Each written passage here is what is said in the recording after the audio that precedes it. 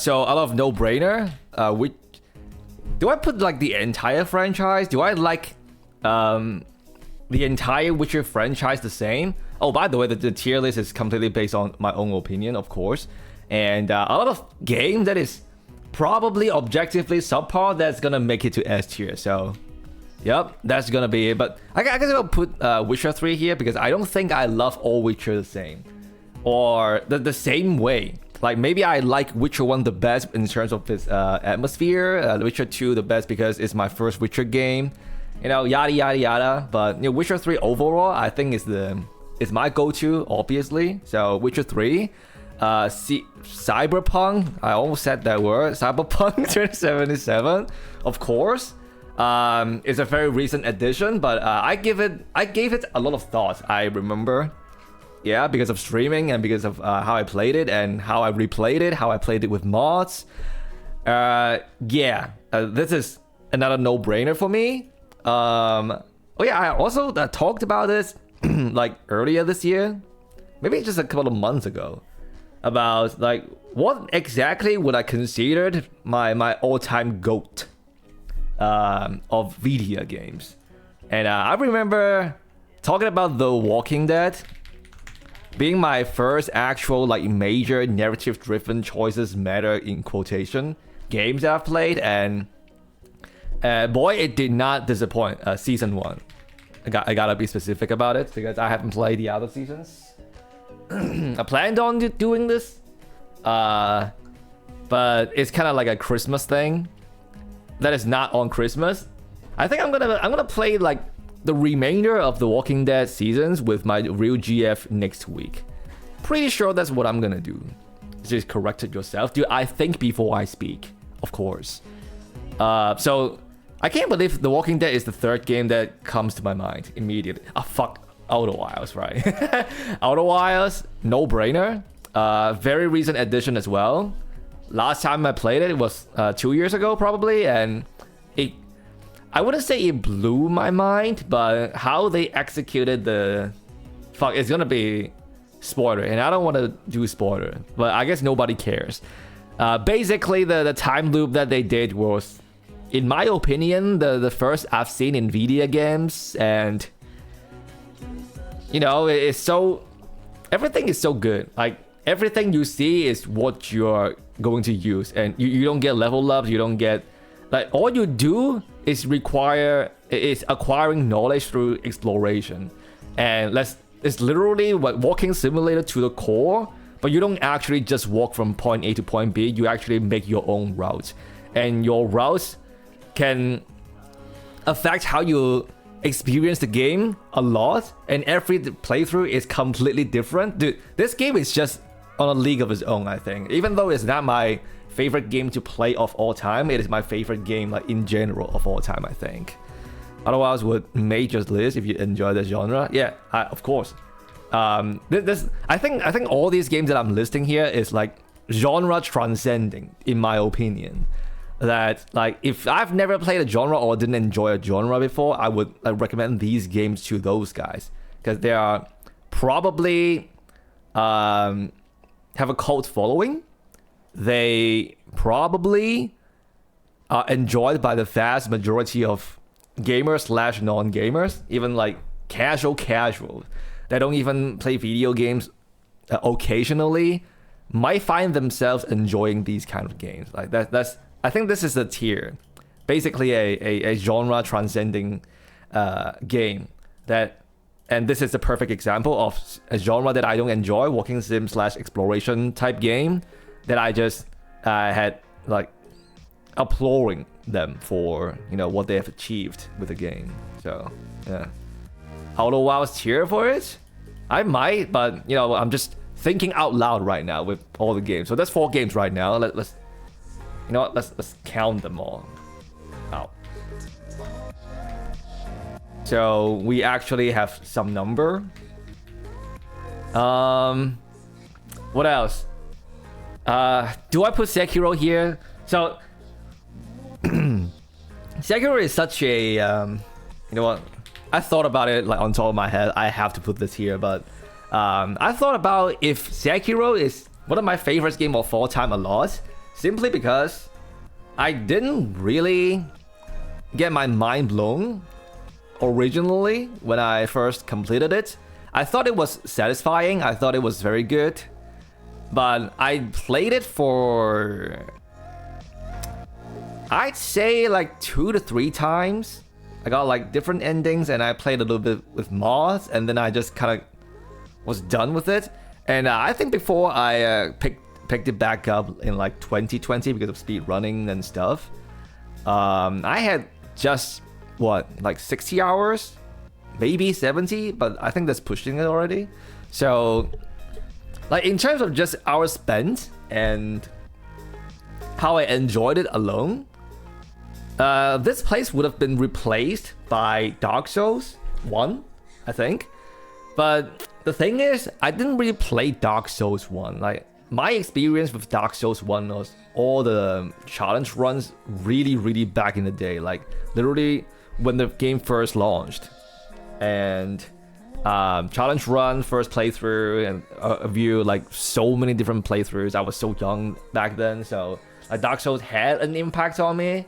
But I didn't really play it necessarily. So I don't feel comfortable to put the game in a tier list about the video games, because I haven't really experienced it firsthand. I've played it on and off. I've never actually completed it. So and for Sekiro, like, if you spend so many hours into a single game, like, you have to put that into S tier, right? And I do think that the combat in Sekiro is literally one of the best. I don't think it's necessarily combat per se. I feel like it's more like a dance move that you have a partner that you encounter along your adventure. Like, it's more like a dance, because it really comes down to right click, left click. I think that's why it's so diverse. Like, the opinion on whether or not Sekiro has the best, like, it's either the best or the worst they've ever played. And you know, some people just think that they should just stick to role mechanics. So but to me, it is one of the best combat. I actually had thoughts that maybe some Witcher 3 modder can mod like Sekiro combat into Witcher. At that point, I know it's gonna be a terrible. I knew it was gonna be a terrible idea, but I just couldn't really get enough of this kind of combat. So in that sense, I think it is S tier for me. It is one of my GOATs of all time. So I'm just gonna put that there. Controversial, but you don't really like playing Sekiro. It's still super good, but you honestly don't enjoy how well polished it is. Enjoy working with quirks again, try to play in unconventional ways, but Sekiro you can do well. I don't know if I put that as like perfect game over or not. Simply because, I'm just gonna put it in the middle. Make that bigger, I guess. Since it's what we're doing right now. Because I feel like Sekiro's combat is maybe too simple for a lot of people. Sekiro's combat is more about the enemy design, more so than the player's move sets, I think.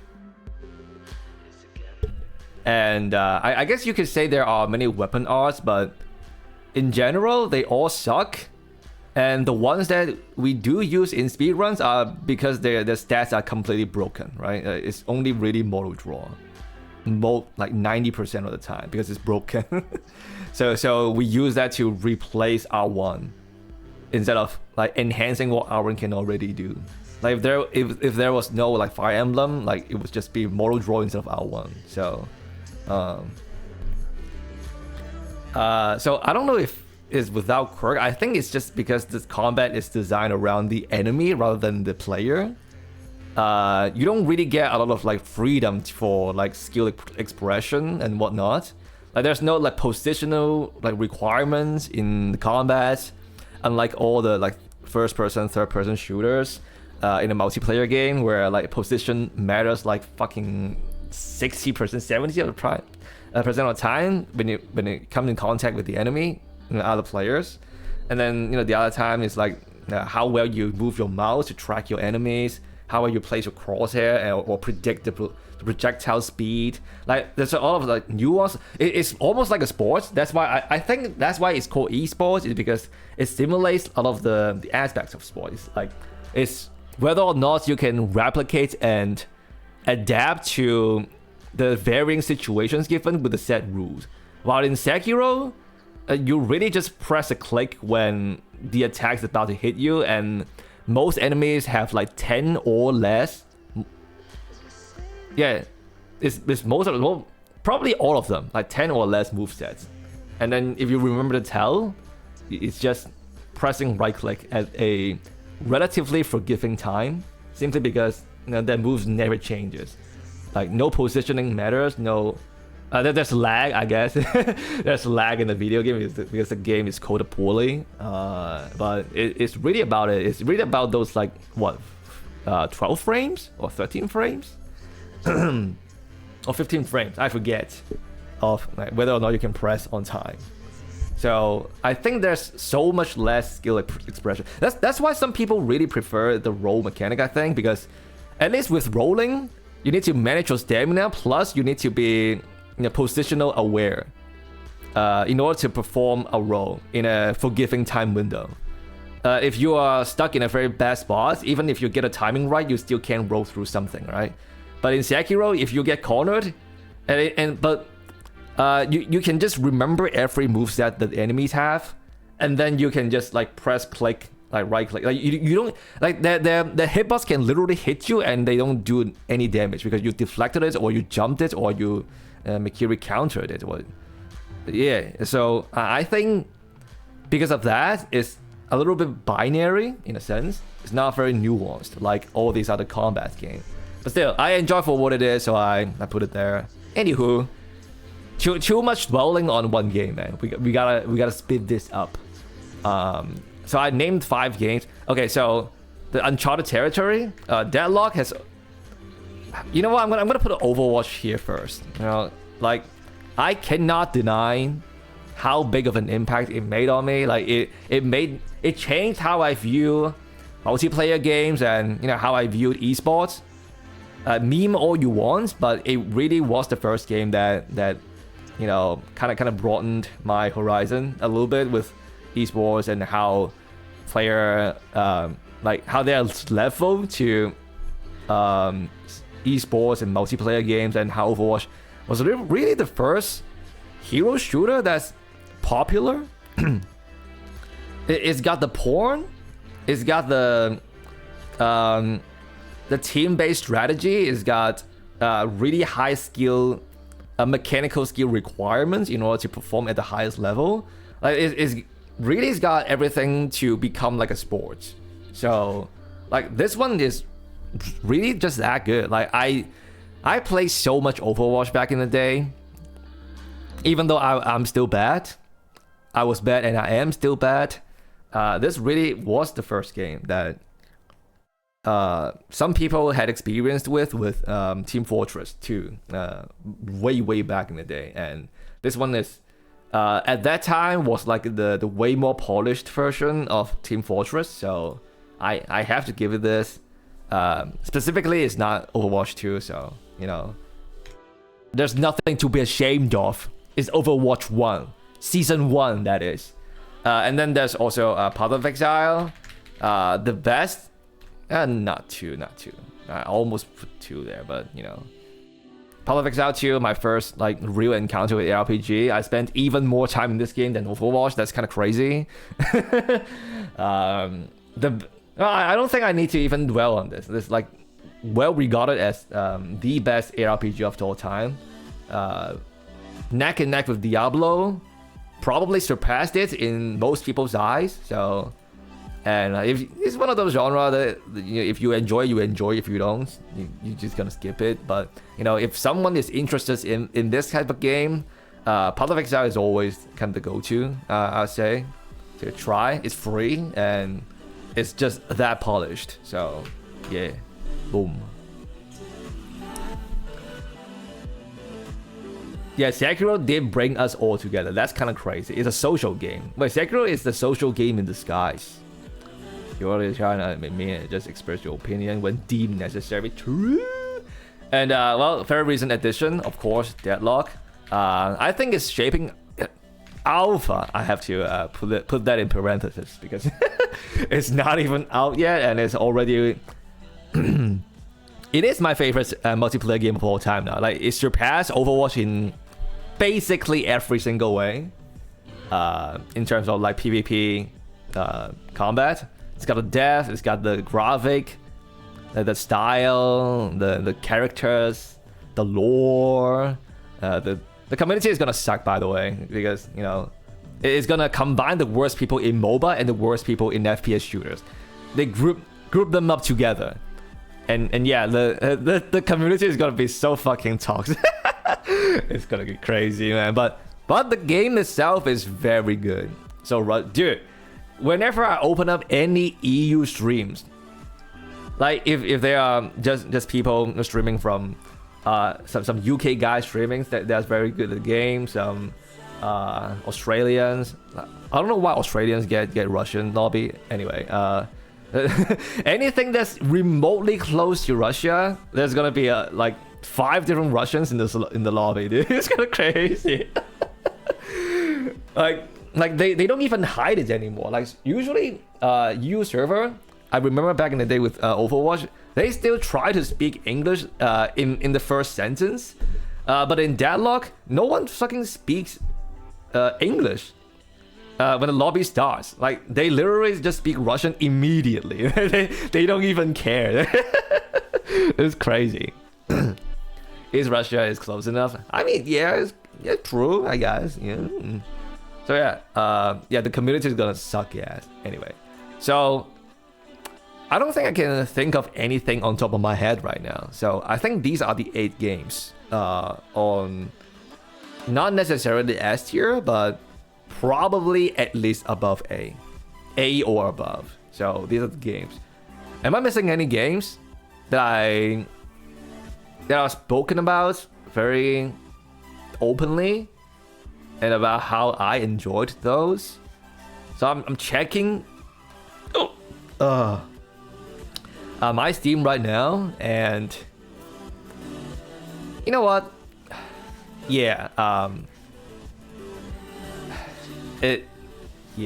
just, you know what? I'm gonna have to put some games here that I enjoyed a lot and spent a lot of time in it in a very short amount of time.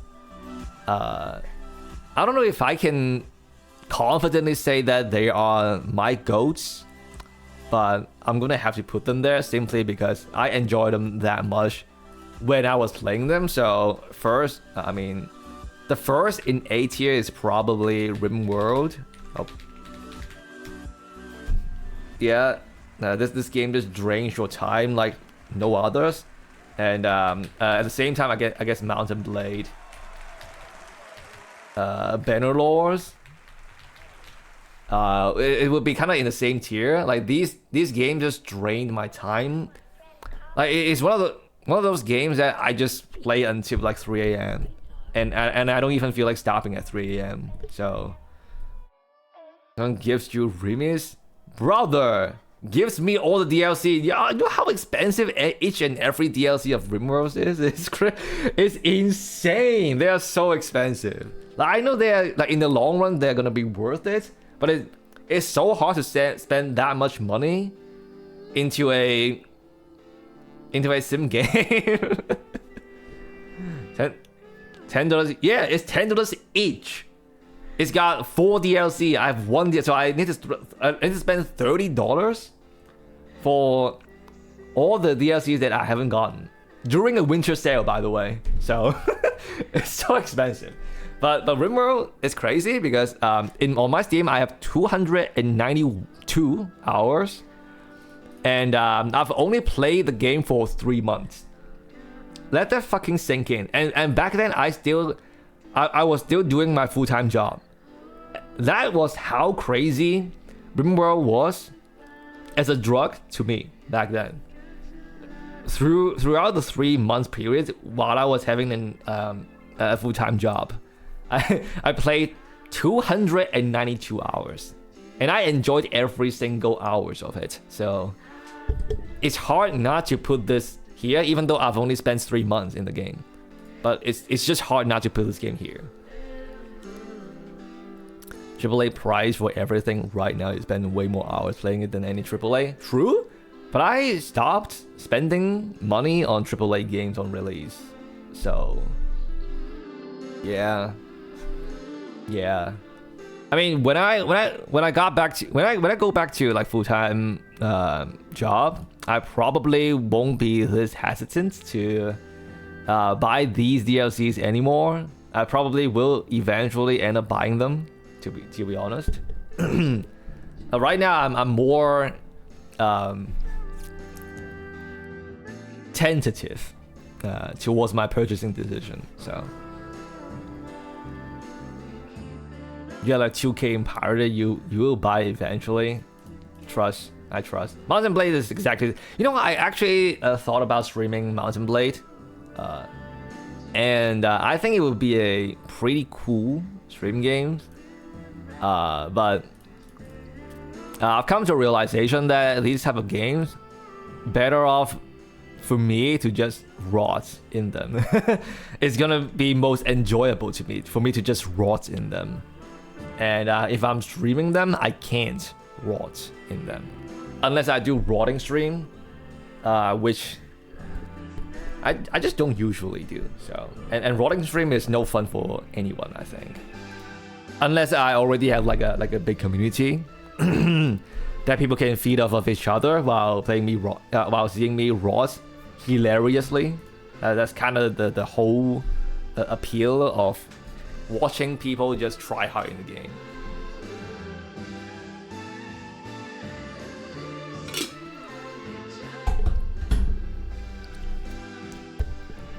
It's kind of a bit of a dream though, as you get a downtime where nothing happens, you still have to pay attention to the screen. At the start, it probably isn't, but you know, in the later stage of the game, yeah, it's gonna be a very bad stream game. But early on, before you are like self-sufficient, I guess, as a vassal or creating a kingdom where income no longer has become an issue. It's just a matter of managing the number of your armies. Then it becomes kind of a chore to watch. But in the earlier stages where you come from nothing, I think it's very enjoyable. At least that's how I found it, because I was watching streamers back in the day, and seeing them struggle through the early game was very, very enjoyable. Anyway, so that's 10 games right now. I don't know.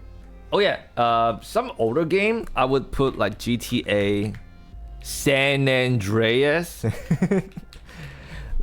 in here. And you know what? And GTA 4. These two are my favorite GTA games.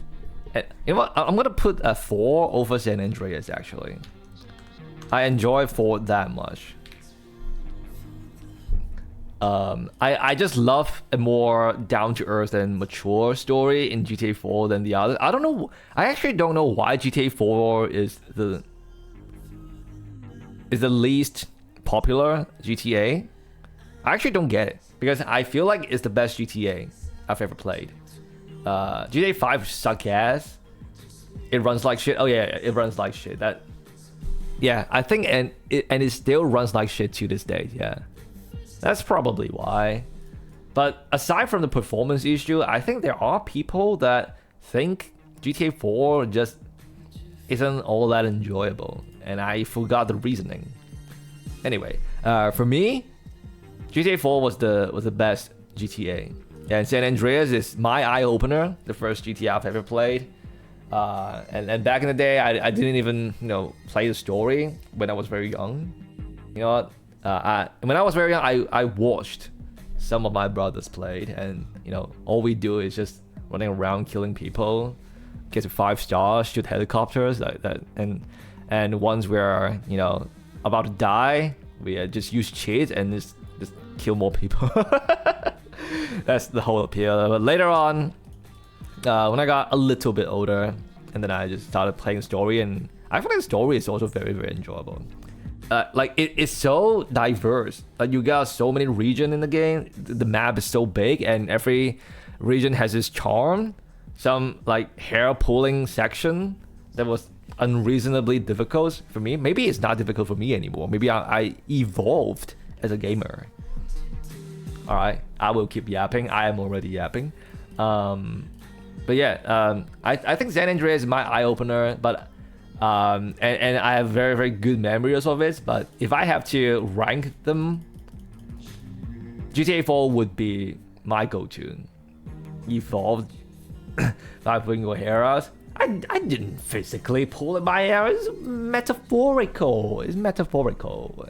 And do it. They just fall off, which means naturally occurring evolution. Yeah. You remember some some people who finished San Andreas without cheats and no one believed you. Dude, holy fuck. Yeah, I remember there was one. So there was some of the local forum that some people actually offer helps to people where you can drop a save files in a forum and they will help you clear some of the segments. And I posted I remember me posting a request in the forum to help me find all the paint job in the GTS. That was my request, and I think I got bombarded by people. Dude, do it yourself, man. It's collectible.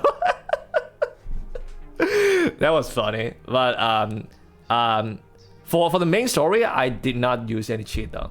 I only used cheats for when I was doing mayhem stuff. Actually, after I sat down and played the story, I never really used cheats anymore. It was when I was playing with my brother. I didn't really actually play it. I just saw him play it, and I tried it a little bit myself because it was really eye-opening for me.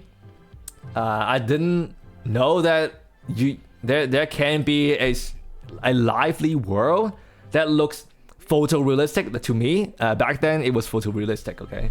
That can look photorealistic in a computer. So that was just like eye-opener for me. Rumors on the web, my brother's mood. Dude, what? I don't even look like him. Like, just the hair alone?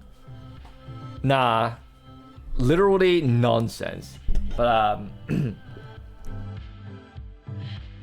but no. I mean, I watched him a lot, but no. He didn't introduce me to San Andreas, man. He introduced me to a lot of games, but not these older games. Try doing San Andreas no major glitches speed run for an event a certain British streamer was hosting last year. Couldn't make it due to the electricity issue. Sad, yeah. I've watched some San Andreas speedrun. They looked cool, but I don't know why it never really hooks me. I don't know why. I think The Last of Us Part 1 speedrun back in the day, that the original Last of Us speedrun was more enjoyable to me because of how you need to execute every room perfectly. That looks like fucking real-time like Hitman shit. That was so good. But with better combat than Hitman. So the Last of Us actually had really good gameplay. Even though it got flagged for like as a story game, I think the gameplay is equally impressive back in the day. But I couldn't really put The Last of Us in this tier. The same reason as I couldn't really put Dark Souls here. Like, I spent a lot of time in those two games, but it's just by watching. And I've never really played it myself. I played part 1 like, what? I guess 4 hours. And then I just stopped playing. It's just... yeah. Like, once you know the story and you've watched numerous times, you have to really have a good reason to replay the game. And I just couldn't replay the game. Because I know exactly what's going to happen. And I think The Last of Us play a lot on the surprise factor. And once the novelty is gone, it's really hard for me to replay those games.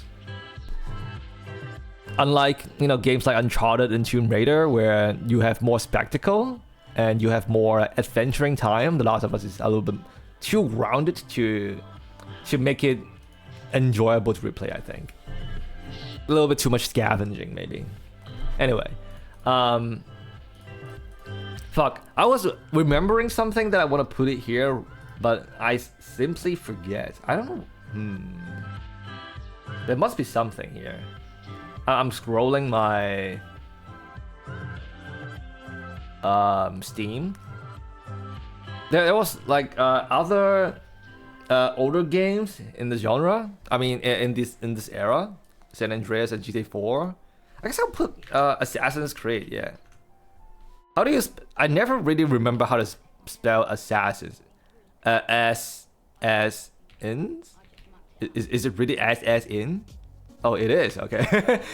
I never really remember. Is it always two S, or maybe there's one S at a time?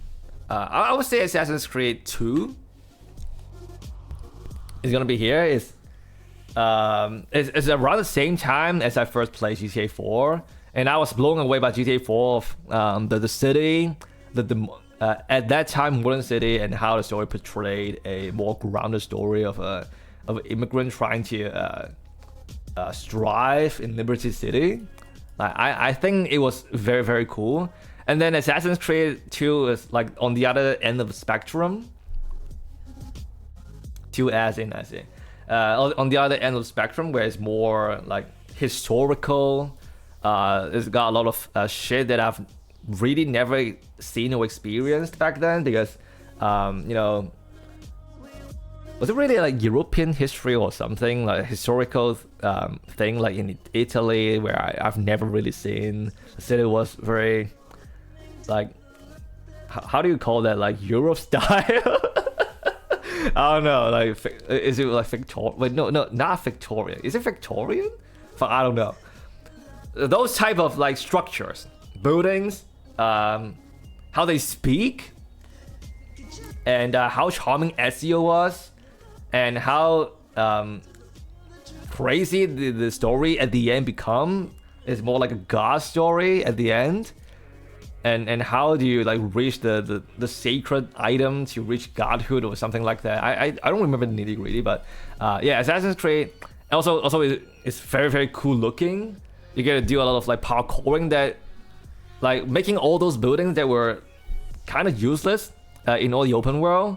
The building actually have a place now, because you can scale up pretty much any building you want. Yeah, I would put like Assassin's Creed and GTA 4 kind of in the same tier. You know what?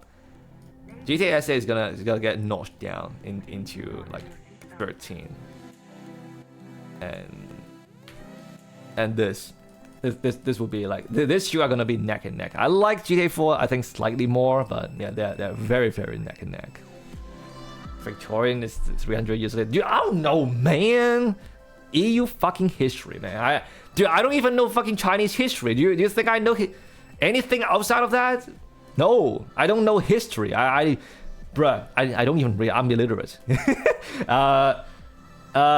Shit. What else? So after these, there should be some other old game that I'm not remembering. Oh yeah, there was this, like, is it called Project Survival? It was a like, Korean top-down fighting game. Let me Google that.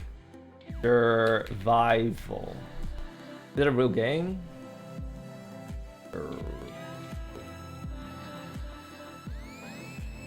All right, I'm trying to see. No, not this. Or is this old game? Survival Project. Okay, it's Survival Project. Most of you have probably never seen this game before. I guess I'll show some screenshots of it. Crazy, yo. Where is it? There's literally no picture of this game. Survival Project. Guys, I don't know if I can even find any footage of a survival project. What about this one? Is it? Dude, it's gotta be a private server. It's like, wait, it's kind of like a Chinese private server? What? Damn. Holy shit. So there are people maintaining the game privately. That's kind of cool, actually. Well, I don't know what that is. Right. It's nostalgia trip, I suppose. Yes. Is there gonna be images now? What's up with all these 3D images? I'm scared to scroll even. Korean games, you never know. Might get me banned. Anyway, it is a 2D fantasy massively multiplayer online action role-playing game. Why do I have such a big memories of it? It's because in order to stay afloat in the game, to have like the gear that you PvP with, you either spend real money to buy like golden cards, because in the game you have like 3 different gear. You have the weapon, the boots, and the armor, and all these equipment are like activatable, like you need a chance to activate them. So you can, for example, you do an R1, there's a chance for you to not use the weapon and do like no damage. So if you have a high level non-golden version of the gear, you have, I think it's like 40% to activate the gear that you are equipping. So 60% of the time, if you don't have a golden version of that gear, you're not going to activate the gear, and you're going to do no damage when you press R1. So, so in order to stay afloat in the game, you either play a lot, and then you get a bunch of resources, and then you trade with real player. You can actually use those resources to buy a golden version of the gear, or the golden pass. You have to do P2P trading, because resources can only be used to craft the gear, but in order to get them golden, you need to pay money. So a lot of people actually, people who spend money in the game would trade the golden gear activation thingy with resources. So so in order to stay afloat, you need to play a lot and get a lot of resources to keep your gear in golden version, because golden status can expire in like a month. So it's crazy Korean multiplayer game shit, yo. So yeah, it's worse than any mobile game that you can ever imagine at current year, and it was way worse, by the way, with this game. But I was really into the combat of this game. This game is really probably the first game that taught me like fighting spacing, playing footsies, how when to use block, when to bait an attack, when to fake like you are going for an attack but you don't do any input, so the player block, and then the block has a cooldown, and then their block is down, and then you free out, things like that, like mind games and stuff. And this game has a very, very good like momentum system, and like the fighting is just very good because it's top down. You get a lot of like area to walk around in, and you have range attack like and melee attack. Yes, normal PvP, but it's the first eye opener for me. I've never played any game like this before, and it's not a fighting game where it's like 2D. But one on the left side and one on the right side is like completely different for me. Even though it's still 2D, but you got more freedom of movement because you are running in a kind of like a square map. So positioning, it's not just left and right. So it was kind of cool, and I got scammed a lot of the time because I was a youngin. I always trust people. There's a very, very popular scam back in the day where where the person who's selling golden gear stuff is telling you, oh, I don't have the golden gear version of this account, but I want the resources to be in this account. So can you give me the resources right now, and then I'll log off and log into another account so I can give you the golden status back in the same lobby. So I repeatedly trusted people with this statement when I was young. And I gave out resources. They are not cheap, by the way. And I just gave out the resources. Like I pressed trade with the guy. I put out the resources, and then I waited in the same lobby for like an hour, and the guy never came back. I remember there was one time that I spent so much resources in that, and I still got scammed. I don't know why I trusted that person, and then I cried. I literally cried for I think for a very long time until my mother came home, and I remember running to her, I think, but I couldn't tell her that I got scammed because it's video game stuff, and my mom and I can't tell her about any video game stuff because I need to stay perfect in front of her, and when she's not at home, I was always doing my homework, so I couldn't even tell her that. And I remember just like crying, running to her, and I didn't really say anything to her. It was so insane. Did she whoop my ass for crying over a video game? No. I don't think she knows. You know what? Now that I think about it, even if I told her about it, I don't think she would even understand anything about it. Like, it's computer stuff, man. She never understands any of it. So, your mom whoop your ass for crying over video games? I mean, based ass mom. Anyway, can't really show any footage of this game because I can't find any, and I don't feel like digging. But yeah, survival project is always gonna have a place in the GOAT list. Anyway, next, what else? Oh, by the way, GTA 4 and Assassin's Creed 2, like these games are the gateway into AAA games and all the stuff outside of like the Asia gaming market, because the Asia gaming market was very, very closed. Like it's got like Mario, and that's basically it. And I hated Mario. And it's got Game Boy shit and all those like Japanese game that was pretty cool at the time, but I didn't really get into Pokemon. So yeah, so this is really the game eye openers for me, these two. And after playing those games, I remember feeling, wow, video games are actually cool, because they are cool games, not just those shitty ass like Game Boy stuff that I was playing. So yeah, these two are very cool to me. But after that, shit, it's only 14 games right now. That's insane. I talked so much already. But what games am I missing? There's gotta be some games I'm missing. Like, I know I for sure am missing some. Oh fuck, Subnautica. Oh, that's the game that I wanna. Shit. You know what? Subnautica is gonna be here.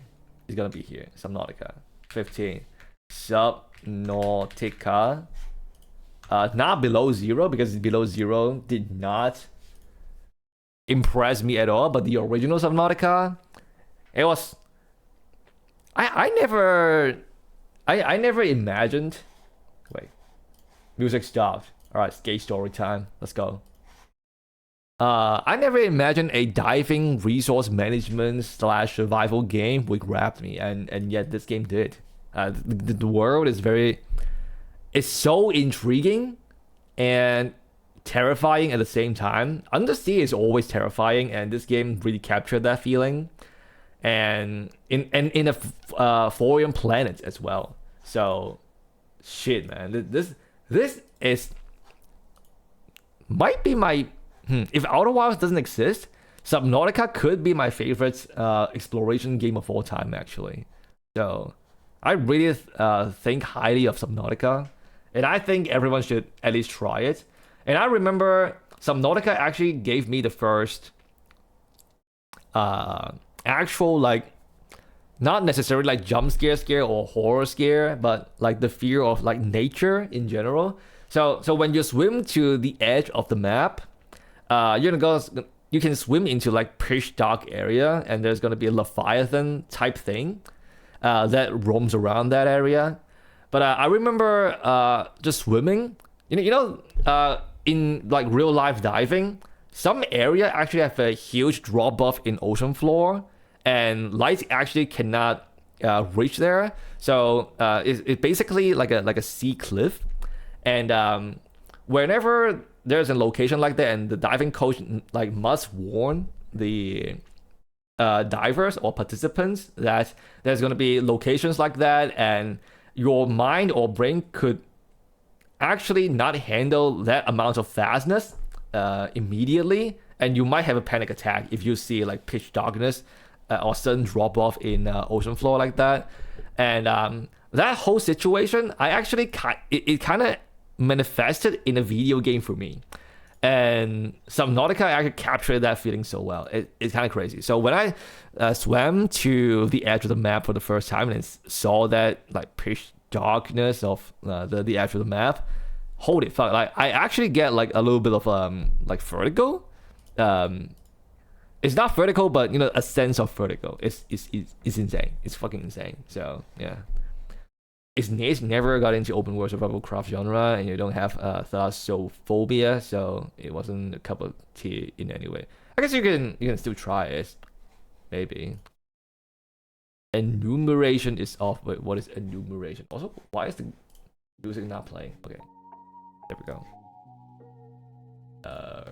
Like that. Yeah. Boom. Boom. What is enumeration? Anyway, Subnautica. Good game, very good. What else? Do I put Tomb Raider in this list?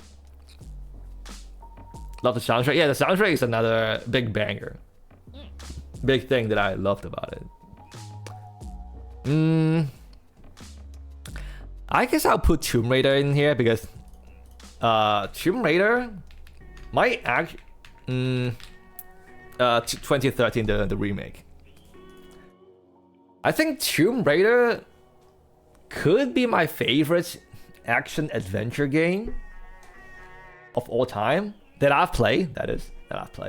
Because I've never had a chance to play Uncharted because it was PlayStation exclusive. So Tomb Raider was actually my first action adventure third-person game that I've ever played, and I think they did wonderfully with Tomb Raider reboot. Like, I think the story is a little bit lacking, but I really enjoyed all the gameplay segments, and I enjoy that throughout the adventure, the story, you actually keep getting different gears and upgrade and very simple but rewarding puzzles and tombs. And the combat is very weighty. Solid, and I like how Laura always just scrambles around, and there's like some light stealth segments with bow and arrow is very like. I think Tomb Raider, like if Uncharted was my first involvement in the genre, I might put Uncharted here, but I didn't. So Tomb Raider is gonna get this spot, and I really enjoyed it. So I'm gonna put Tomb Raider 2013 here. 2013 was kind of good. The next two were so slop.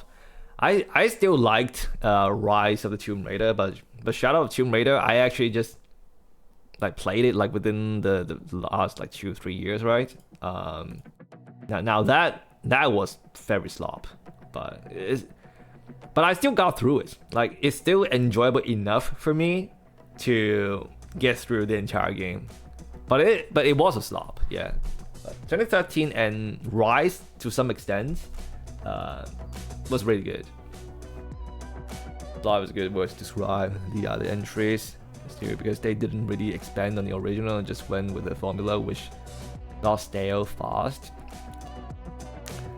I wouldn't say they didn't expand because they definitely did, but it just wasn't enough. I think they played it on the safe side. Maybe they thought that Laura is a big enough pool that they don't want to take too much risk. I don't know, man. I don't know the reasoning, but I think they didn't expand enough. And while not expanding is okay, I think, for a sequel, sometimes even a trilogy, the story got worse and worse, and the characters also got worse and worse. So The story didn't hold up. That, coupled with the fact that they didn't expand much on the gameplay, makes the latter two not that enjoyable. Sadly. Oh yeah, I saw Terraria now. Yep, Terraria is gonna make the list. Kind of like a childhood game, I would say. I can't really say that. You know what? Maybe. Okay. I think this is where the B tier happens. They are games that I have very good memories of for a specific period of time, but if you tell me to replay them, I think personally that most of the time I wouldn't really enjoy it as much as I did the first time around. Like, I can make a case for all these games here. If I replay them, even if I didn't enjoy it as much as the first time, I think I would still get a big hit out of them. But Terraria, I don't think it would hit the same as I originally played it, and it would maybe taint my memory for the game. So yeah, Terraria, very good friend game and very good first time exploring game, but might not hold up for me if I play it today. Maybe my taste has changed. Many reasons. I would also put Transistor here. Transistor from Supergiant Game. You know, the studio that currently just made like Hades 1 and 2. But my favorite game from them is actually Transistor. Transistor probably is my first. Yeah, I think it is my first indie game that I've played. Not counting like, you know, things like Project Survival. Wait, Survival Project, where is it? Yeah, not counting Survival. You know what, Survival. Yeah, this game, Survival Project, I think is gonna get to the C tier. It's nostalgia slop. I'm just gonna put it here. I cannot justify it to be in the same tier as these games. So yeah, right here. Transistor. My actual first indie game that I've ever played, and it made a very good first impression for me. All right, I'm fixing it. Transistor, there you go. It made a very good first impression to me that wow, indie game, cheaper game can actually be enjoyable, and sometimes surpassing what AAA games can do. And Transistor, at that time, I was so blown away by it because I normally don't even enjoy, like, it's not a turn-based combat, but it's very like skill rotation heavy. It's real time, and the perspective is isometric, which is not a perspective that I play with often. So there's a lot of things that I didn't usually like back then, and I still tried it, and it blew me away with how well the story was, how well it's presented. The soundtracks were amazing. Characters are very likable. Transistor is an eye opener for me, and if I replay it today, I think I would still enjoy it, and probably enjoy it even. Wait, I probably would enjoy this game even more if I played it. So it's gotta get into S tier actually. Now that I think about it, I didn't originally put this here. I remember this game, but I didn't originally put S tier. Is because it's a very short game. I only have 9.4 hours. I didn't replay the game at all. So I was hesitant to put this into S tier, but the more I think about it, the more I think that this game holds up like wine, and I kind of want to replay the game now. So yeah, you know what? I'm putting this into S tier and might possibly replay it in the near future. Yeah, it's very good. It's very good. I'm putting that back in S tier. All right, very good that I rediscovered it. I'm thinking about Mass Effect actually right now. Now that I scroll to the segments where I have the Legendary Edition. I actually purchased Mass Effect Legendary Edition full price, by the way, because nostalgia hit. I remember liking Mass Effect 2 a lot. I enjoyed Mass Effect 3 also. I knew the ending sucked ass, but I still enjoyed it for what it is. I remember not liking Mass Effect 1 at all because of the pacing and how janky it was. But I thought I would enjoy it right now. And then I bought it and I played the enhanced version of Mass Effect 1, and I think Mass Effect 1 was just bad. I think Mass Effect 1 was just bad. And then I booted up Mass Effect 2 for a little bit, and I immediately remember why I liked Mass Effect 2 so much. So I didn't really get through Mass Effect 2 at all. I played it for like an hour or two before. I think there was other games that I wanted to play. So, but yeah, I think Mass Effect 2 holds up very well. I think Mass Effect 3 would still hold up quite decently, but Mass Effect 1 just, you know what? So I actually should just put Mass Effect 2 in here because I liked it that much. I probably should replay Mass Effect 2. 2BH. Maybe that 3 hours in, maybe that's why you draw MU1. Oh, so you started the trilogy in the first game? Yeah, that would put a lot of people off. Wasn't a good introduction. Yeah. My first introduction to Mass Effect was actually just Mass Effect 2.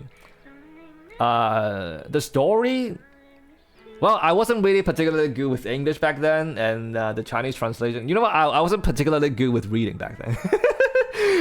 With any interpretation, young boy. So, but I remember Mass Effect 2's story still made an impact with me. So it must not have been a deep story, but I think it's presented quite well. That's how it made impact with young boy Roachie. So,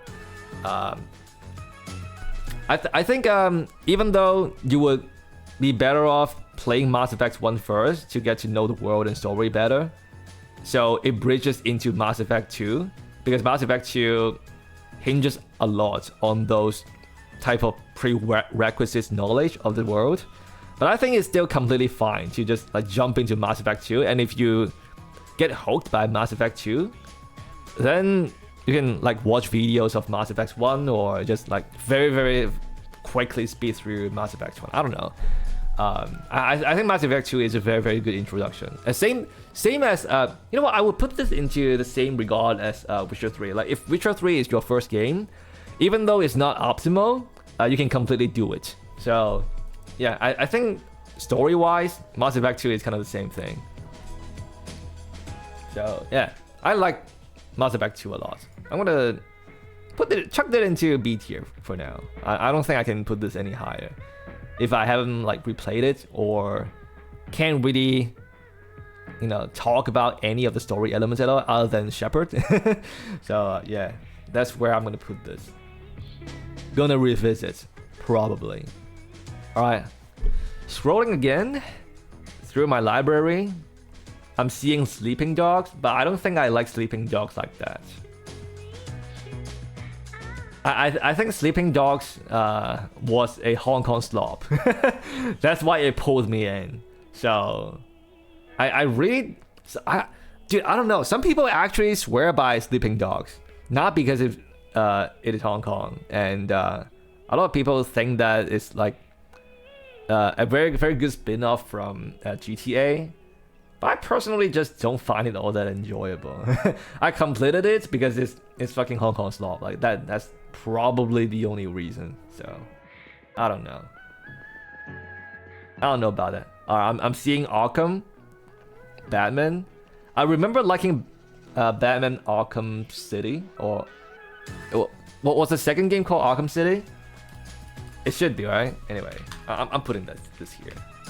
Arkham City. I remember liking this a lot to a point where I looked at a lot of DC stuff. And Batman Arkham City was probably my first real introduction of Batman in general. So that's how I liked it so much. And because it's my first real introduction to like actual good Joker. Yeah, it was really that good. But at the same time, I probably won't enjoy Batman game today. Because I think my taste has evolved past it, and the combat, the brawling style combat, doesn't really hit for me anymore.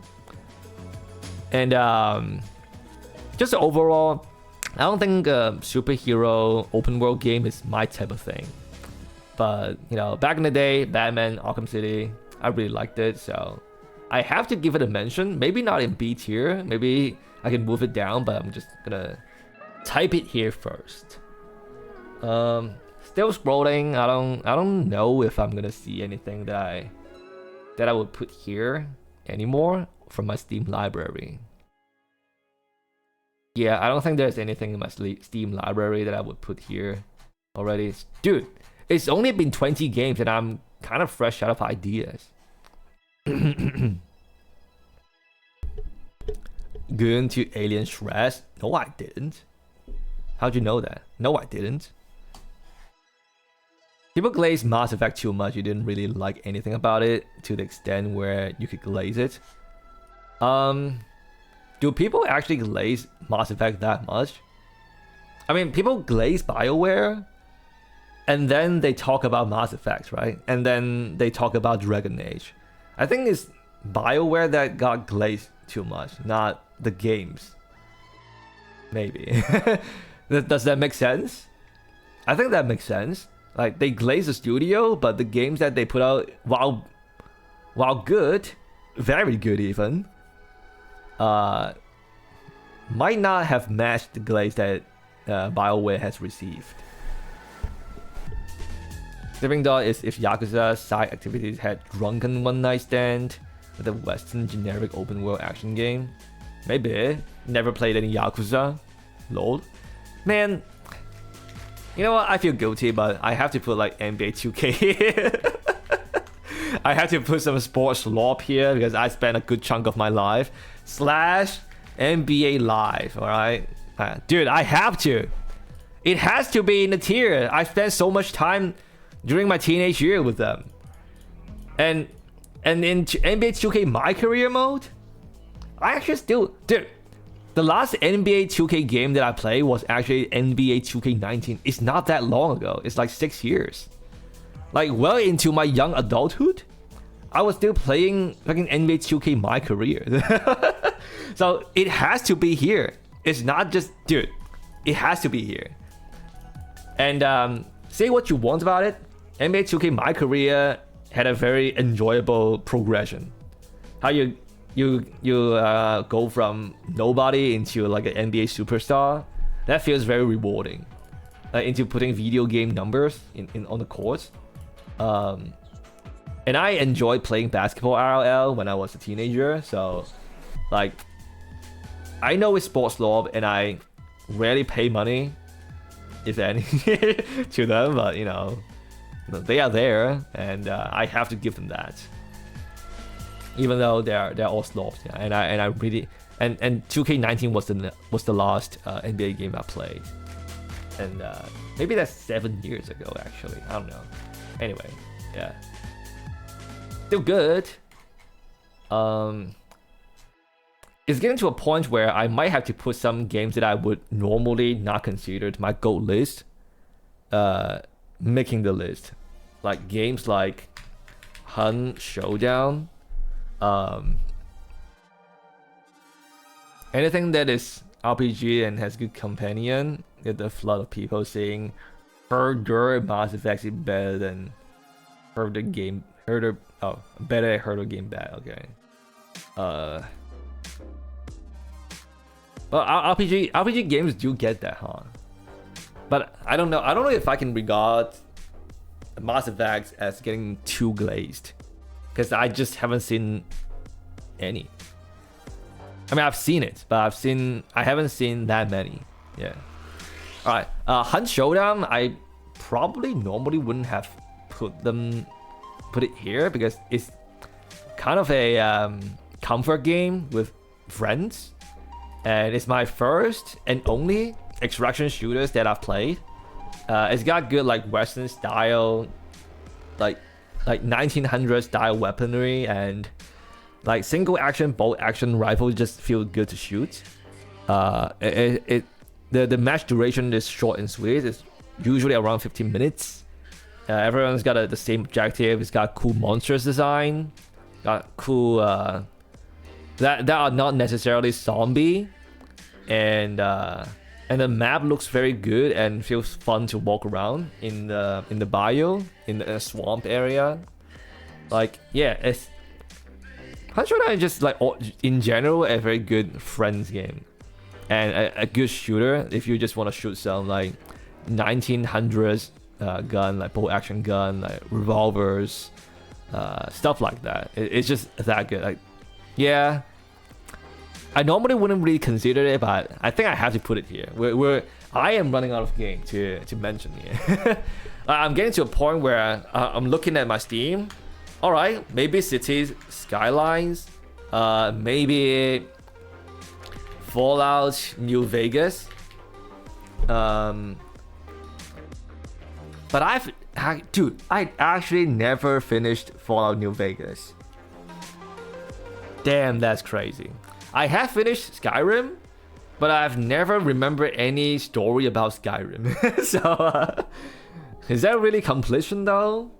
Like, I don't even remember if there is an ending to Skyrim, dude. Oh my god. Unk never played any games. Do I put any Resident Evil game? Do I think that highly of Resident Evil? Because I don't. Really? Shit. Shit is tough. Any roguelikes? Let's see. I don't think so. I don't really like Hades. I played a bit of Enter the Gungeon, but that's about it. Oh my god. This is sad. What the F? Do I actually put games like, what, Thronebreaker here? Just because it's almost like a recency bias? Like games like, what, Remnant? Because I enjoyed it with my friends? Holy. Wait, is E33 actually a game that I need to put here? Oh my god! Oh my god! What am I doing? What the fuck am I doing? Oh shit! I don't need the number anymore. Red Dead Redemption 2. How do I fucking forget? Holy! It's literally one of my favorite games in recent years that I like. Red Dead Redemption 2 is actually what I want Witcher 3 to become. Or Witcher 4 to become, because Witcher 3 is earlier than Red Dead Redemption 2, right? And now Diao 2 has taken a lot of inspiration from Witcher 3 and yada yada yada. Like Red Dead Redemption 2 has I think overcome Witcher 3 to become my favorite open world game of all time.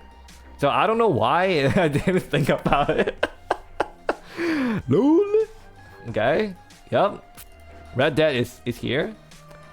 It is actually my favorite Rockstar game. I don't know why I remember GTA 4 instead of Red Dead Redemption 2. Oh my god, this is embarrassing. Okay. Okay. At least I remember at the end. So okay, back to the dumpster list. So any games that I'm not remembering that I should remember. Something throwing stones in glass house something. What? Hey, what's that?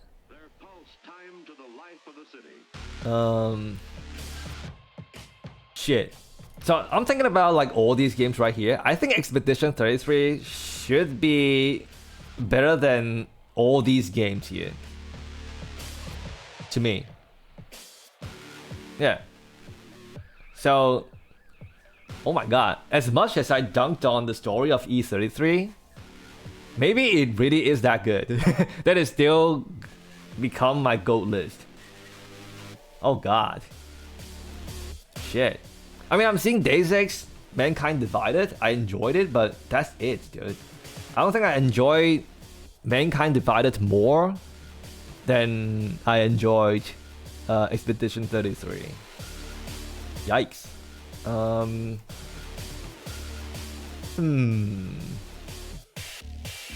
I'm looking. I'm giving it a solid revisit. Never completed Stardew Valley. Me and my real GF got tired of it. Oh, 12 minutes. I don't know if you guys remember or know about the game. 12 minutes? Like, it's played by famous actors. It's like a time loop game. Yeah, James McAvoy, Willem Dafoe, and Daisy Ridley. Crazy, right? Crazy cast. Shit, I should play this patch, man. Oh, fuck.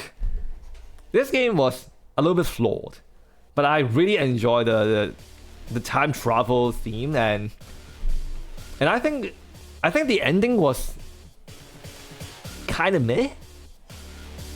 Yeah, the incest yeah. The incest apologia game. Yeah, the incest game. Yeah.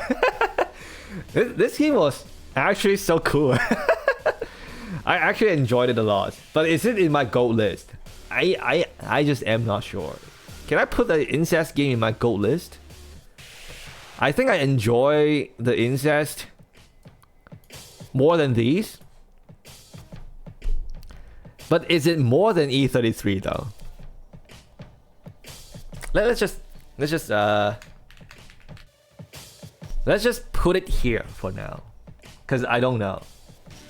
I don't know if I enjoy 12 minutes more or if I enjoyed Expedition 33 more. I think it's E33 more, but I'm not sure. Anyway, am I missing any games, man? I should make a list myself because sit here and laugh. Sideline, I bet you struggle to fill in 25. Dude, you know what? Before I even started the stream and thought about top 25 games of all time, I already know that I would struggle. Technically not incest v any. Yeah, there are also games that I really want to. Okay, this is games that I've not played but really enjoyed experiencing. Because if I have the liberty to put these games into my tier list, these games will make it here no brainer. But because I just couldn't play them, I don't find the mood to play them, and I don't want to buy them. A lot of reasonings. I just couldn't put them here. So games like that are Undertale, Doki Doki, yeah, Dark Souls, very recent additions, Skate Story. Is there any games that I've talked highly about that you guys know that I've never played? Skate Story could very well be a recency bias. The soundtrack you are listening to right now are from Skate Story. They're from a band called Blood Cultures, and these are their original songs, but they got used as an original soundtrack in Skate Story. But they've been published a long time ago. 12 minutes was incest slop all along. Is this how you get spoiled? Yeah. I mean, yeah. Okay. It is a spoiler, but it's not hard to make out after, I would say, the first third of the game. So it is technically a spoiler, but it's not how would ruin your game, maybe? I don't know. Ruin your first experience with it? Maybe. I don't think I can think of any games out.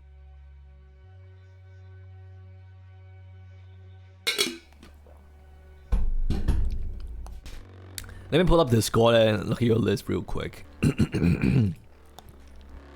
Is there anything? Red Dead, got it. Bloodborne, never played. JRPG slops, Sekiro, Kojima slops, Aoi slop. Wait, there's Pokemon in your list? Oh shit. Crash Bandicoot slop. Wait, that's really 25 games? That seems so little. Wait. Need for Speed! Yikes. 1, 2, 3, 4, 5, 6, 7, 8, 9, 10, 11, 12, 13, 14, 15, 16, 17, 18, 19, 20, 21, 20. Actually, 25 games. Yikes. That doesn't look like 25 games. So it's actually a very short list, but I'm just that bad. Coming up with a list. And he does have an aneurysm after finding out he's a person of culture by choice. I mean, yeah. Ah, fuck, Ni no Kuni. I need to play the fucking game. You know what? All jokes aside, the first straight JRPG game that I play that have the highest likelihood of me playing, I think it would be Ni no Kuni over Persona.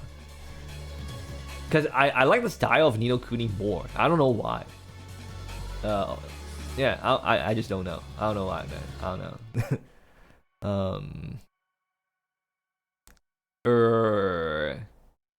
You know what? Need for Speed is your NBA 2K. Let's face it. Well, I guess Need for Speed, the PlayStation 2 one, should be I guess higher. All right, I'm gonna click your list. Sir, it's not put together, sir. Anyway, but anyway, these are the covers, and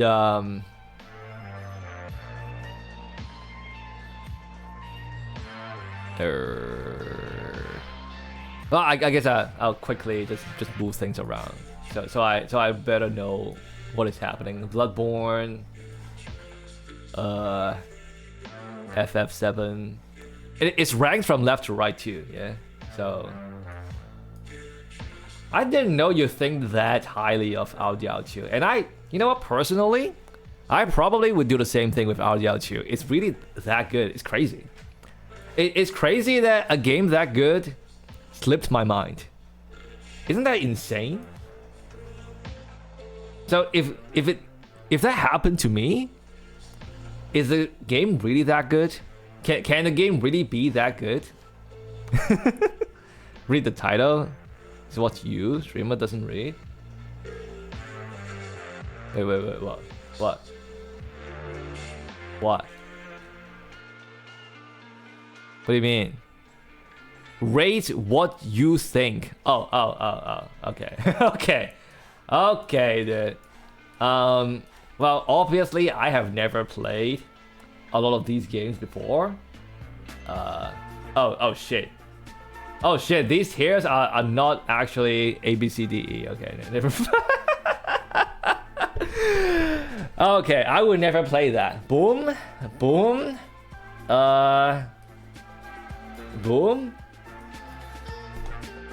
You know it. As crazy as it is, Pokemon is actually lower than Crash. So very amusing. No idea, never played, kinda interested, okay? Alright, the gold list. You know what, let's just put the gold list here first. I can see that. Final Fantasy 7. Wait, this is 12, right? Is it 12? No idea and never played. Resident Evil 4, I can see that. And I do plan on playing it eventually. It is the OG version, right? Have you ever seen the remake version, and what do you make of it if you've seen it? San Andreas based. Ooh. You know what? I'm gonna notch it down to I can see that. Behind these two, I would say behind these two. Maybe above RE4. Right now, I think my taste has grown beyond open world games, so it shouldn't be higher than RE4. Like it's good, but OG has more nostalgia. I see. Alright. Bloodborne, I can see that. Man, the Souls fatigue was really setting in. Like, I am really not that interested in Bloodborne at all. As crazy as it sounds right now.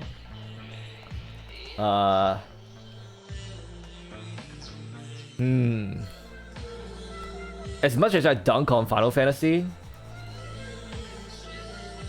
I can actually see it being the top of this list. Oh shit, man. Like, if you think about it, obviously not as good as these two, but Hollow Knight, you know how I feel about 2D platformer and how I've played similar game as Final Fantasy 7 and enjoyed it. So based on that alone, it should be higher than Hollow Knight, Bloodborne, Souls Fatigue, plus I think Bloodborne might be overrated. I think Bloodborne is overrated. I think it's choir slop.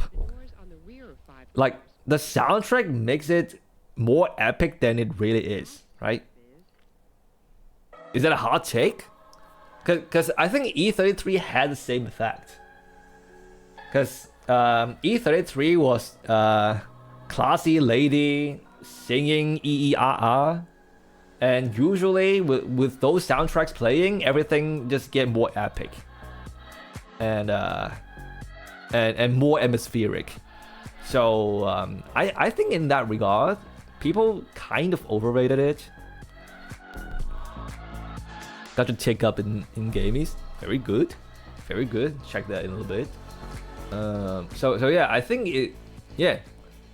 Based on my current interest towards Bloodborne, I think Bloodborne is gonna be at the bottom, actually. Oh god. That hurts. Because I was so interested in the emulation, but the more I think about it, the more I don't care about Bloodborne.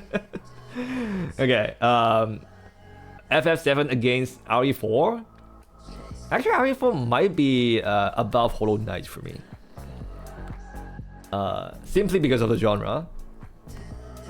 And I think personally, I enjoy RPG more than action game. So I can see it being over RE4, and then San Andreas, you know, like I said, open world, exhaustion, and San Andreas probably don't hold up as well. So I think this is actually correct order for me. Yikes. Gold list. I don't know about this. I don't know if it is me playing this too late, or maybe because it's me playing RDR 1 after RDR 2. I actually tried really hard to finish the game, but I got to... Where was that point? I think I got to like Mexico?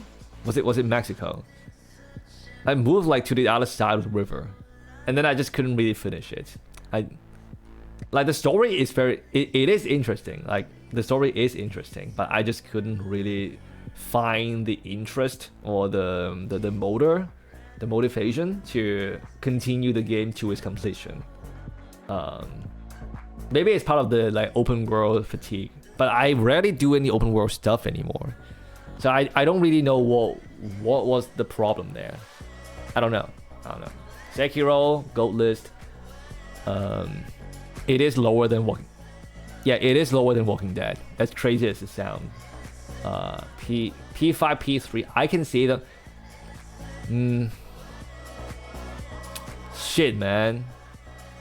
Wait, I should put these into here, because I have never played and I am kind of interested in them.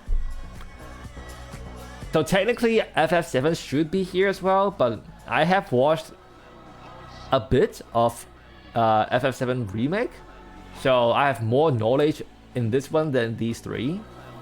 So in that sense, maybe I am qualified to put it up here. I don't know.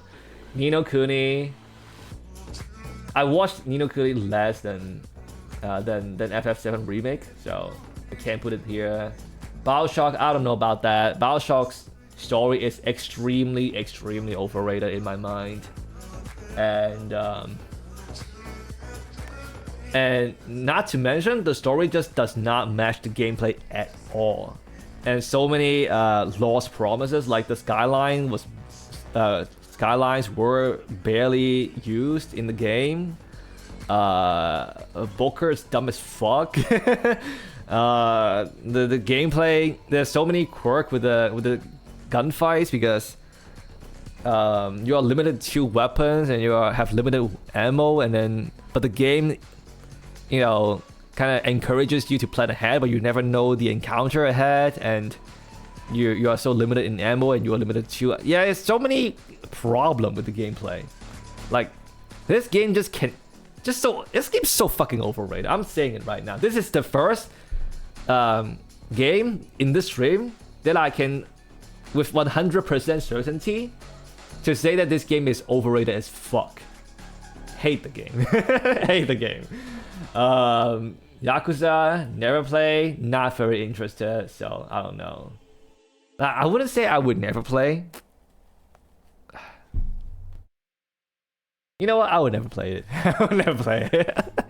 Even though I have the game in my library, I'll never play it. Let's fucking face it, man. Never play it. I'm just not interested. But I'm most interested in Kingdom Hearts, I guess, out of all these games. So, yeah. This game. I'll put it over Bloodborne, over San Andreas, actually. Same story as FF7. I've played it. I've seen a lot of footage of Uncharted 3, even though I haven't personally played it. So I feel like I'm qualified to arrange them in this column. Not column. What is this? This row. And personally, I would be more interested in this game than all the others. Maybe not FF7. Maybe I am that interested in FF7. Now that I'm putting it into perspective. E33.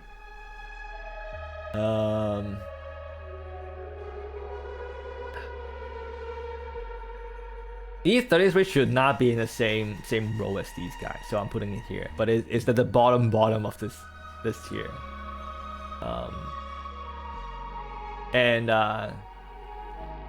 I feel like this E33, for me personally, would be more enjoyable than all these games. I think.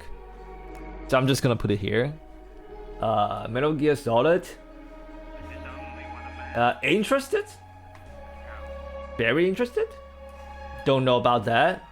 But definitely above all these two. So, yeah, I think this is how I would put it for your list. Remember, recency bias works both ways. Oh, you mean how I hate a game versus how I like a game? Even though it... Yeah, true. FPS slots for BioShock. Yeah, it's just... Take it off the list, man. Just take it off. I can't take it off, man. Anyway, well, this is the final order, I think. I don't think I would adjust any of these. These two are very interchangeable. But if I have to put one over the other, I need to put Metal Gear Solid over Ni no Kuni, I think. But otherwise, this is the list. Crazy how Bloodborne is at the bottom of the ranking here, and crazy how E33 made it to the top. But yeah, that's how I would put it. The BioShock is at 24. Need for Speed is 25. So these two are just fucking fillers then. These two are fillers. Yikes. And this is Mode 1's take.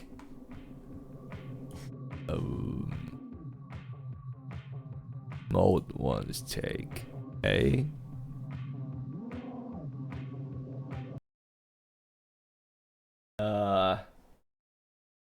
Yeah. Um. Wait. Wait. CTR and Crash. What are the differences? Is it one is cards and one is not cards? Is that it? FF12 Enjoyer? For FF12, the only... Wait. Do I know anything about FF12?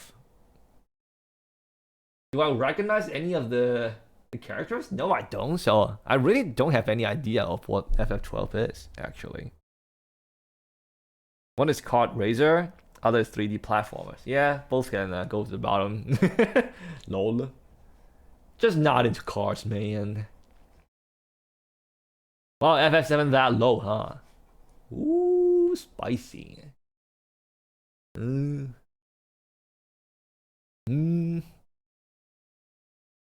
Actually, like if I need to put one of the persona, I don't know which one's better to play first, but one of the persona, if I'm qualified to put it into this role, I would actually put it into the first place here. Same as Ni no Kuni. Ni no Kuni and persona is kind of interchangeable, I think. I am definitely more interested in these two than Final Fantasy. Definitely. I'm just not that big a fan of Final Fantasy, especially after I've watched people talked about it and people played it. So I feel like I have more understanding with the franchise than the other two.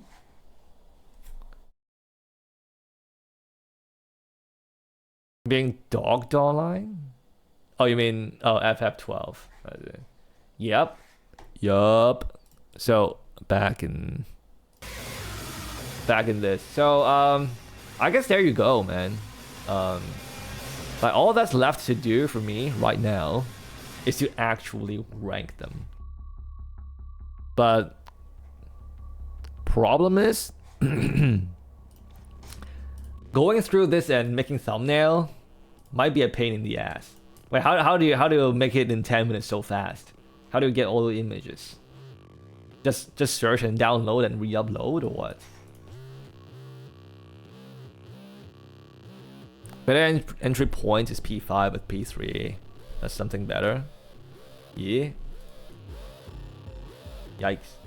Okay, so alright, actual list. I can't really make a tier right now. So somebody download all this and send a template to me.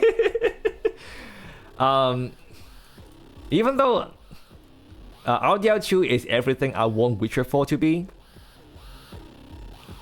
and to my mind, RDL 2 is a better game overall than Witcher 3. I still can't quite put this over Witcher 3 for me, I think. Cyberpunk and RDL 2 is kind of interchangeable. I think. These are practically a tier of their own. These three. These two are interchangeable. They are so.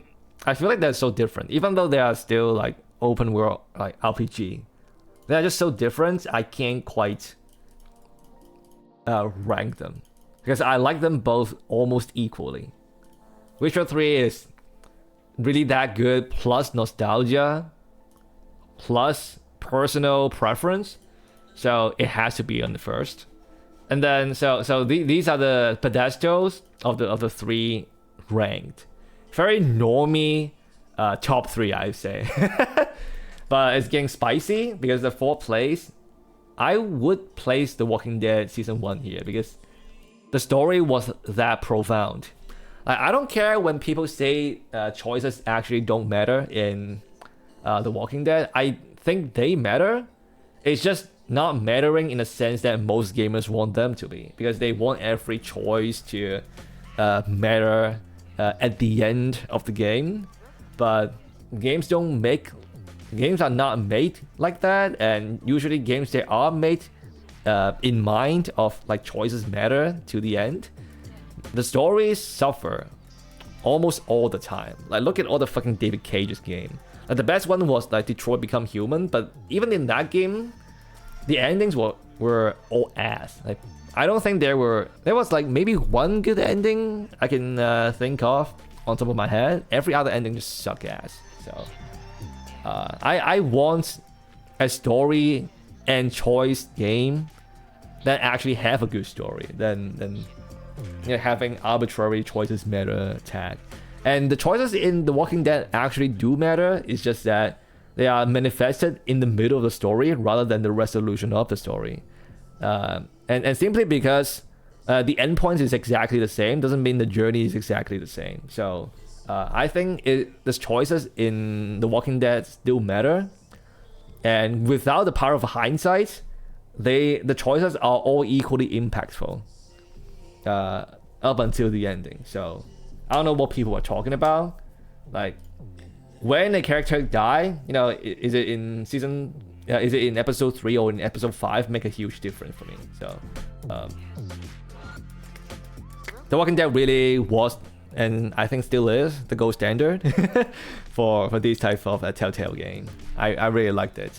It really is that good. Otherwise, to me, revolutionary exploration game, nothing needs to be said further. It's really that good. A game in a genre that I don't enjoy, making the list is already quite insane, and it blew my mind that much that it has no choice but to be at this position. And then Sekiro, just all around very enjoyable adventure, combat, Overwatch, and very enjoyable team-based shooters. First esport eye-opener for me. Fluid gameplay all around until Blizzard butchered it. Path of Exile, same thing, but goes to the ARPG genre, the isometric Diablo style game, the best one at that. Theory crafting in this game is probably the most enjoyable thing I've ever done in any game. The theory crafting in this game is very, very solid. The build that you can come up with, the creativity that you can do with the system that's built there is insane.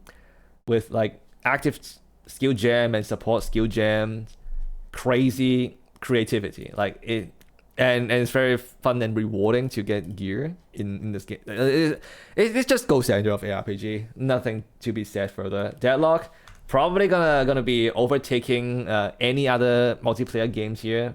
Just these two. Actually, just this one. Path of Exile is more or less just single player game for me.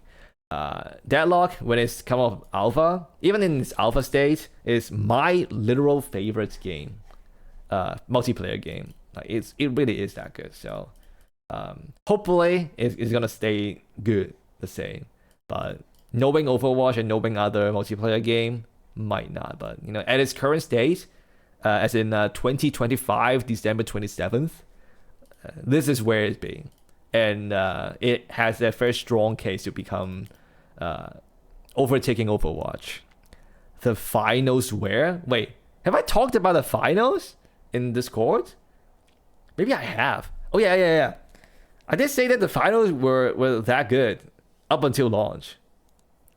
It gets stale quite fast. Because if you don't know how the finals work, it's basically extraction shooter, but with very, very good destructibility. Destructible map.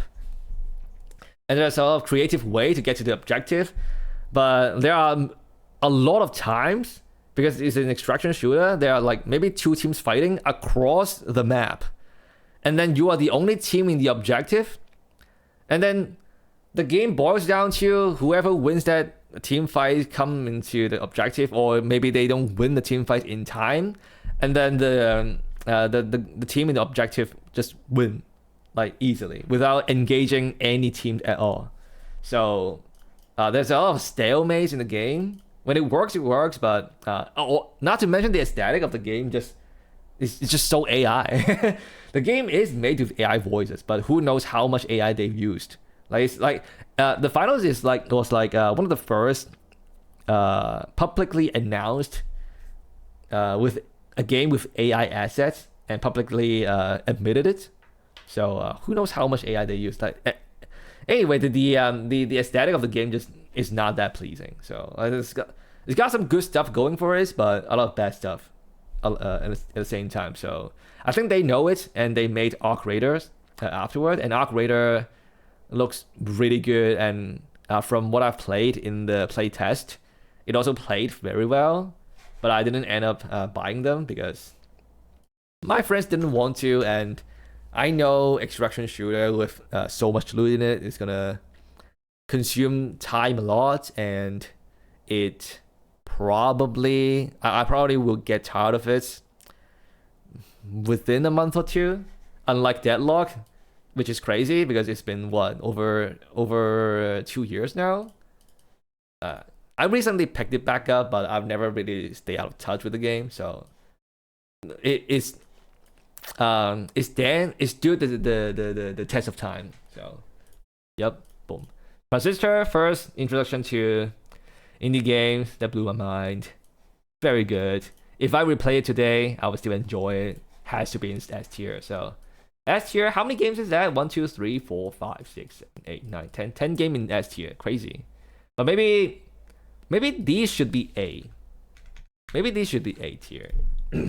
Because clearly these games are on the pedestals of their own. I can't quite decide them. So these games have to be their own tier, and then these are the really, really good games. And then coming down, I guess, to B tier are the games that I enjoyed a lot, but haven't played them all that much. / if I replay them today, I don't know if I would enjoy them as much, but I highly likely would. And these are the games. Time consumers. No, nothing more needs to be said. If you enjoy these type of games, you would know.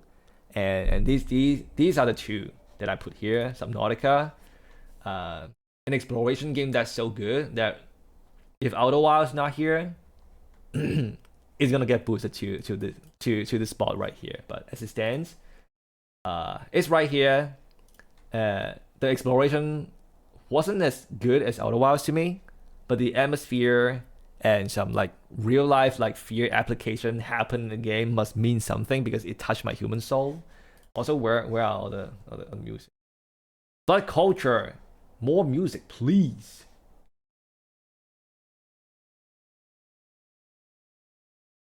Yes, sir. I've been on a Blood Culture thing, loop, boom.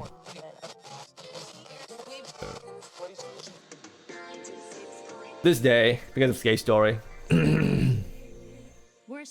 It's so tired of AI in indie sphere. It's here to stay, man. Unless there's lore being made about it, sadly. GTA 4, Assassin's Creed 2. I don't think I need to further elaborate on these games. These games are just very good games that I enjoy, but I just don't necessarily think them as highly as these above them. And then in C tier, games that I know that I enjoy them a lot when I first played them, but I know for sure that my taste has changed, and if I play them today, I probably would not have enjoyed them as much, or maybe even hate them.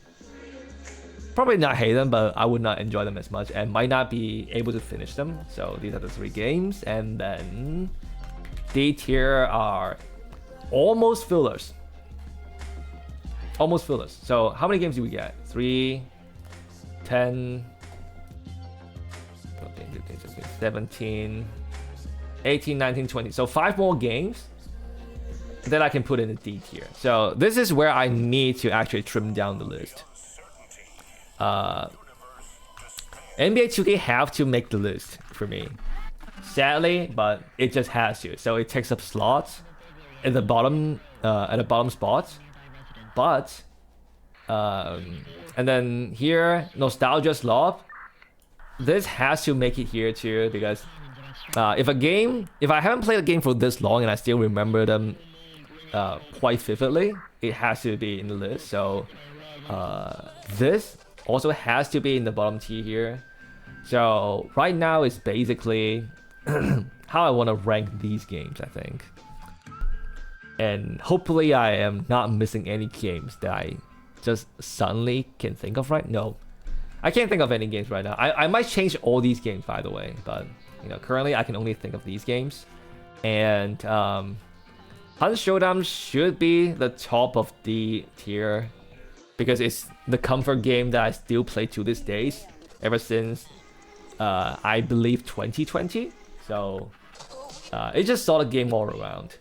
And then I have to put Expedition 33. Yeah, I have to put Expedition 33 here. It might be recency bias, or it just might be... I can't remember any games that I enjoy more right now. But even though I bashed the story of Expedition 33, I still enjoyed my playthrough, and it's my first semi-JRPG that I played since... I don't even know how long. I don't even know if it is JRPG, but it's just turn-based RPG in general. I don't think I've played a turn-based RPG personally, and this is the first one, and I enjoyed it, so it has to be in the list, I think. Yeah. So it's gonna get top spot in D tier. 1, 2, 3, 4. So I just need one more game. So the question right now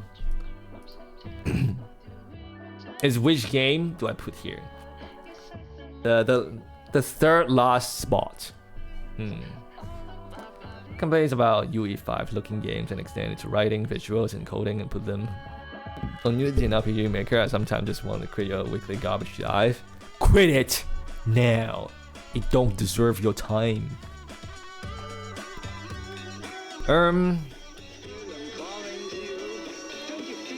Fuck. Wait, is it Hearthstone, man? Oh, fuck. I just remembered the dark ages of my gaming career. Wait, I have to put Hearthstone in here, aren't I? Because I have played Hearthstone a lot over a long period of time, and that's the only card game that I play that much. Yeah, you know what? Sadly, these games have to go. It has to be Hearthstone. Oh god, yikes. But well, yeah, maybe I need to make it E tier just for these. Like, these are games that I would hate to replay today, but I cannot deny that I've spent a tremendous amount of time in them, and I actually enjoyed them back in the day when I was spending that much time. So these are the games almost like guilty pleasure, not right now, but in past me, before my taste got changed. So, and then these are the games that honorable mention, because I would totally put them there if I played them back in the day, but I didn't. So yeah, these are the, there could be more, but these are the quotes and quotes honorable mention. So yeah, this is the list. Someone stand a template for me. So yeah, I don't think the top 15 is anything out of the ordinary. Maybe some, but I don't think there's that much. Do you guys have any list? New list? Or template? Thing? No. Yep. Well, that's it, guys. My list. Someone make a template for me, or maybe I'll make a template off stream or something. I don't know, and then post it on Discord. Yeah. I can't believe I actually spent what? Wait, how much time was it? What was the stream uptime? Why can't I see it? I actually can't see it. Wait, OBS changed, or maybe I changed some settings. Anyway, oh, 1 hour and 47 minutes. I actually spent 1 hour and 47 minutes just thinking about the best 25 games of the past 25 years. Yikes. This is a very solid list, I think. Vastly different, simply because I didn't play any JRPG. I think. Because otherwise, there will be, I guess, Final Fantasy and Persona here. I'm surprised that I didn't put... You know what? Wait.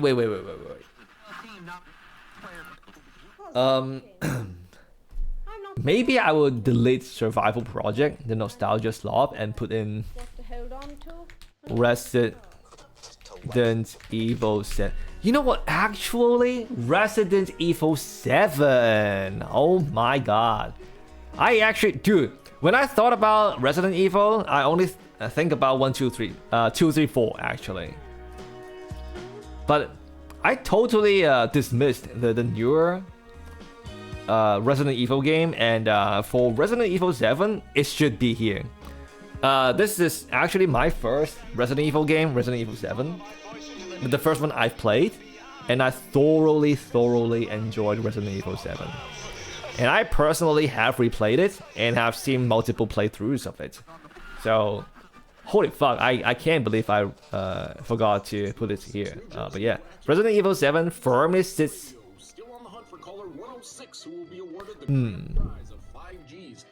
I'm thinking if it is above Subnautica or below Subnautica. I think it's below Subnautica.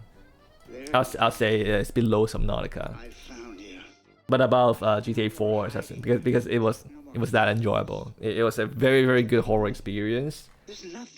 Good length, multiple villains, good overarching story that bridge into the previous Resident Evil entries and future Resident Evil entries. So yeah, it's just all around a very good game. So I have to put Resident Evil 7 in here. Yep, I don't think I missed anything anymore. This is gonna be the tier. Boom, ship it. I put it in. Yep. Bye bye guys. Very fun to think about this, but I'm gonna have to go as well. My voice dying. So I'm gonna make the list and see y'all when I decide to stream again. Boom.